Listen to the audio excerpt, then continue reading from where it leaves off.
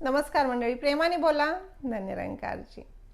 मंडळी म्हणतात की पश्चातापाने भूतकाळात घडून गेलेल्या गोष्टी बदलता येत नाहीत आणि चिंता करून भविष्यात होणाऱ्या गोष्टी सुद्धा आपल्याला टाळता येणार नाहीत किंवा ते आपल्या हातामध्ये नाही. आपल्या हातामध्ये एवढंच आहे की आपल्याकडून सुंदर कर्म व्हावं, कोणाचंही मन दुखू नये किंवा कोणतंही वाईट कर्म होऊ नये की ज्याचा परतावा मला फिरून येणार आहे हे मला माहीत आहे. का तर प्रत्येकाला माहीत असतं कर्माचं फळ भोगावंच लागतं, तरी सुद्धा चुका का होतात?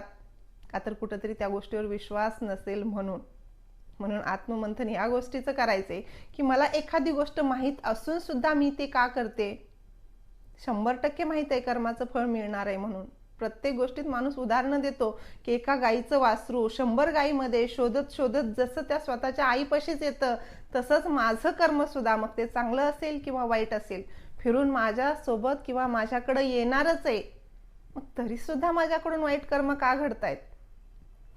गरज आत्ममंथनाची. प्रेमाने बोला, धन्यरंकार.